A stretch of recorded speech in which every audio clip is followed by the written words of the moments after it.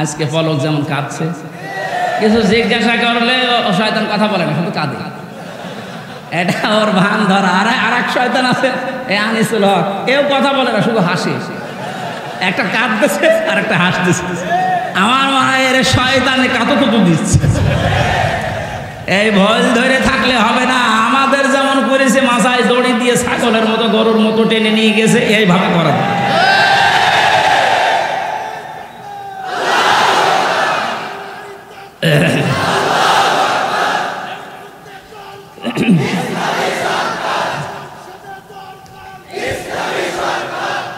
আলেমদের বরদোয়া একেবারে সর্বশেষ পৌঁছিয়ে গেছে।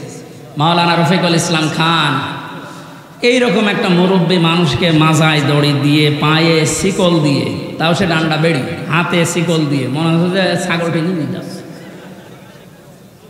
আমারও দিত, আমার শরীর চলে না। ও জানতো যে পালাবে না, তারপরও সেই মুখের ভেতরে কি দেয় একটা, যে কি হেলমেট, এরপরে বুকে দেয়, কেউ যেন আমার মেরে না ফেলে।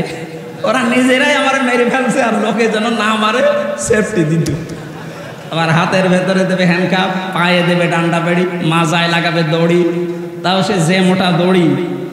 এরপরে 2-3 জন পুলিশ ধরে ধরে টানবে।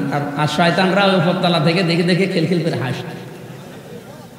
ওসব দোষ না করলে এমনি ওরে নিয়ে যাচ্ছে। এবার টের পান, এখন তো ডিম মারছে মানুষ, পানি মারছে, এমনি মারছে।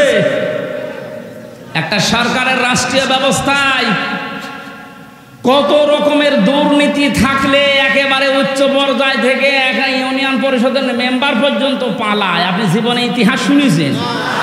তাহলে বোঝা যাচ্ছে একটাও ভালো ছিল না, দরবেশটাও খারাপ, দাড়ি কেটে নম হয়ে গেছে।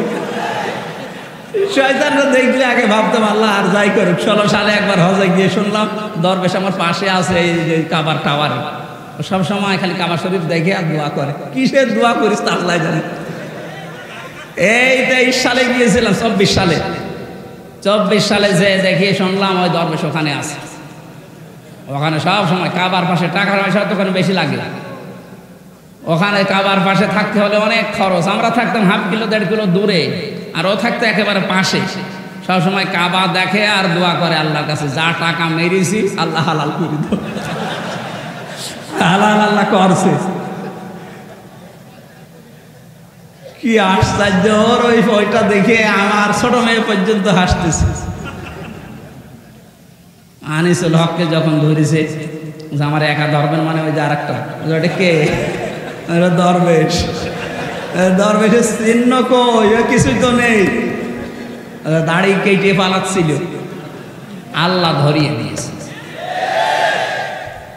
একটা জালেমকেও আল্লাহ ছাড়বে না, কারণ জালেমদের প্রতি আল্লাহর এত রাগ।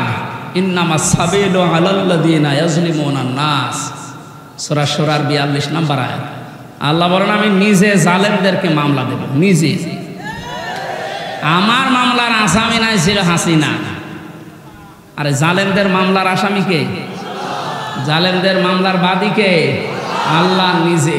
সুতরাং এই দেশে যারা জুলুম করেছেন এই 17টা বছর, আপনি কিন্তু এই দেশের মানুষের হামজার মামলার আসামি না, আপনি সরাসরি আল্লাহর মামলার আসামি।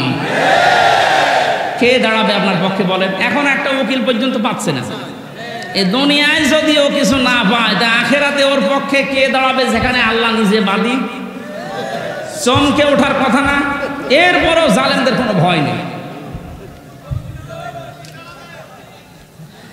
আমার ভাইরা, যে কথা বলতে চাচ্ছে, জানা শোনার পরে কোনো জালেমের পক্ষে কথা বলবেন না, মুখ খুলবেন না, এমনকি অন্তরে ভালো ধারণাও রাখবেন না। এই যে অন্তরে ভালো ধারণাও রাখা যাবে না জালেমদের কোনো পক্ষে, এটাকে আমি বানালাম। যারা শহীদ হয়ে গেল এই 5 তারিখের আগ পর্যন্ত, এমনকি এখনো অনেকে শহীদ হচ্ছে, কারণ হাসপাতালের বেডে কয়েকদিন ধরে তারা কাতরাচ্ছে, কারো হাত নেই, পা নেই, চোখ নেই, লজ্জায় স্থানে পড়ে গেছে। আমি নিজে দেখে এসেছি কুষ্টিয়ায়, আমার সামনে 14 জন মারা গেছে। এই মানুষগুলোকে যারা দুনিয়া থেকে বিদায় করে দিয়েছে, দিচ্ছে, এখনো যারা শহীদ হচ্ছে,